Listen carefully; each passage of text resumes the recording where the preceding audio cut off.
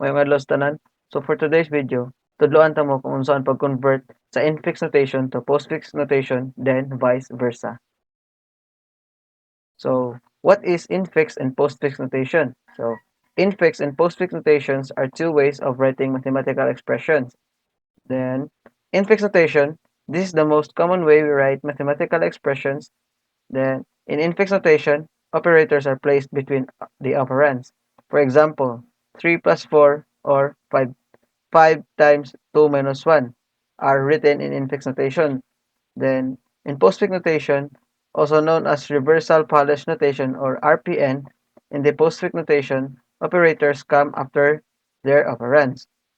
For example, 3 plus 4, 3, 4 plus or 5, 2, 1 minus, dayon multiplication is asterisk, are written in postfix notation. Postfix notation is often used in computer science and calculators because it doesn't require parentheses to indicate the order operations, making it easier to evaluate expressions programmatically.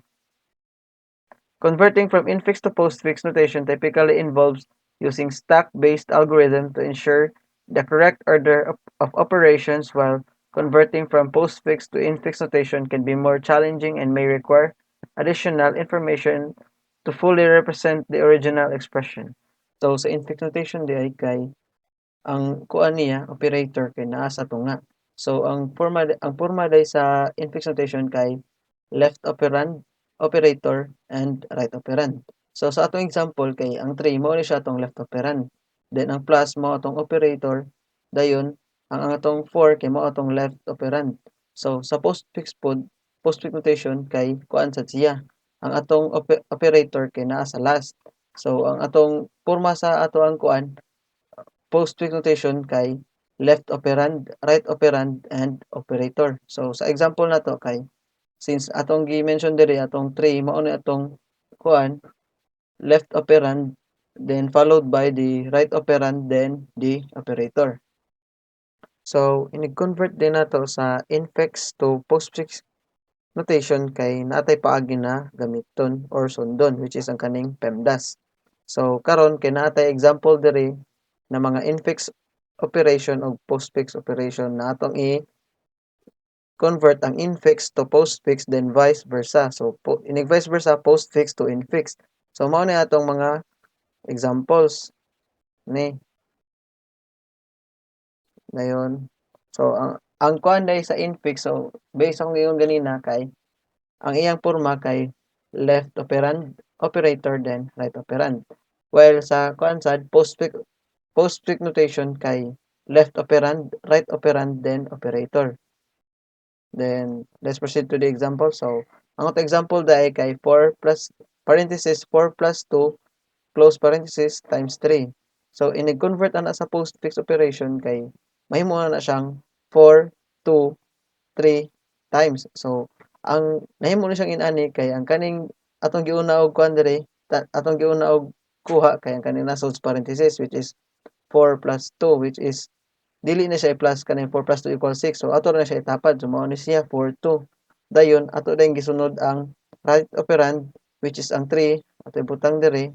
Dayon last kay ang operator, kay ang sa postfix kay operator ba ang last. So mao ni siya ang iyang kuan pasunod na kuan, mao ni ang porma sa iyang output. Then inig vice versa ana niya kay since atong postfix kay 4, 2, 3 nya natay times, which is kaning asterisk, then inigabot sa infix operation na kay mura na gibalik na to diri sa kaning LOR. So ato siya ibalik og kuan kaning arrange, which is iso na tog parenthesis ang 4 plus 2, dayon kaman kay ato dayong gamitan og kaning asterisk, which is times or multiplication, dayon 3.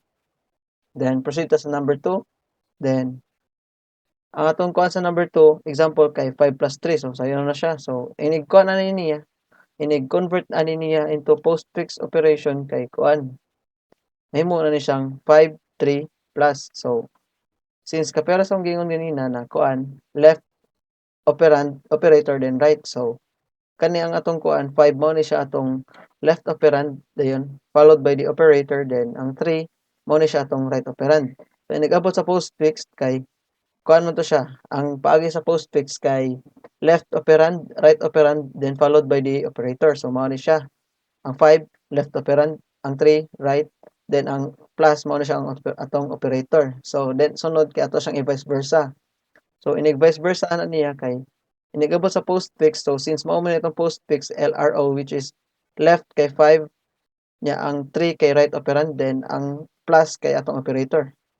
So inig-convert ana niya sa infix operation kay mahimo na siyang kuan 5 plus 3 since diri kay ato man ni siyang usbon kay aron ikaabot diri sa infix operation kay masunod to niya ang left operand operator then right.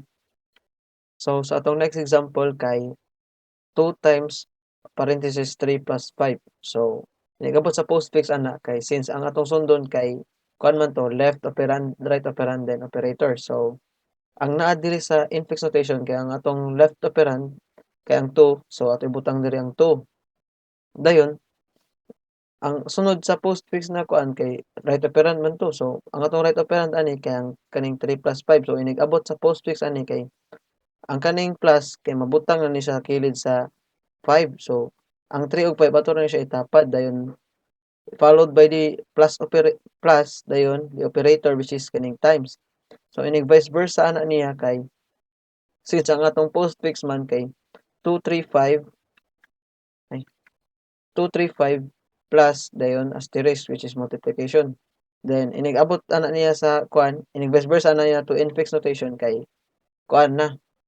Sundon gyapon to nato ang kuan, itong LOR which is ato sang ipasunod diri, iporma. So ang atong left man since atong left diri sa una diri kay 2 man, so ato ibutang diri 2, then followed by the operator which is asterisk, then 3 plus 5 which is mao ato ang right operand.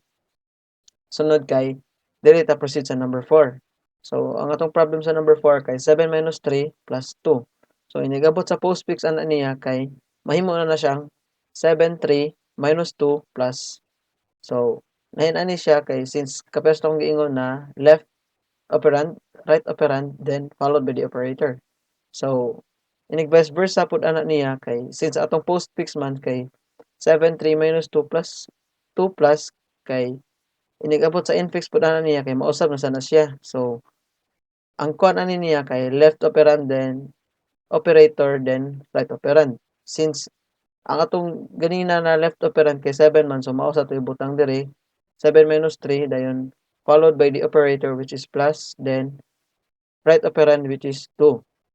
So mura na siya gikuan, mura na siya gibalik-balik vice versa gani.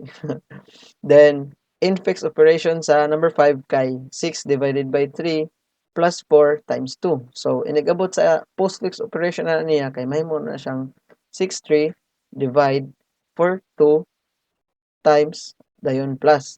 Dayon ngayon ani siya 6 3 divide 42 times plus kay naman tay gisunod na kuan katong LRO. So atong left operand ani kay mao ni siyang kaning 6 ug 3. So diri kay nagkuan pa ni siya kay wala pa man siya na-convert. So inig-convert sa postfix mawa na ang kaning kuan. Mawa ni ang slash sa 6 ug 3 para matapat silang duha ibutang sa kilid. Dayon ang plus na sign which is mao ato ang operator mao na siya mabutang sa last. Then ang kaning 4 ug 2 kay mao nitong right operand which is ato siyang gitapad nya gipadaplin gibutang sa kilid sa 2 ang kaning asterisk mao ni siya. So sa diri sa postfix mao na ni ato ang kuan left operand, right operand, then the operator. So inigabot na to ani diri inig vice versa ana niya since mao man ni ato ang postfix operation which is 63 slash 42 asterisk plus which is kuan nigabot sa infix operation kay mo balik sa katong yung kuan original na form which is kani. So balik ko na to og kuan porma tong LOR which is ang atong left operand na kay 6 divided by 3 followed by the operator which is plus, then right operand which is 4 times 2. So natuon na dai siya pag-convert sa infix notation to postfix notation then vice versa. So mura ra kagabalik-balik pud sa imong kuan ani. So ang imo lang jud ani kay ang pagsabot kung asa nimo ibutang ang mga operators ug asa sa nimo ibutang ang mga operands. That's all, thank you.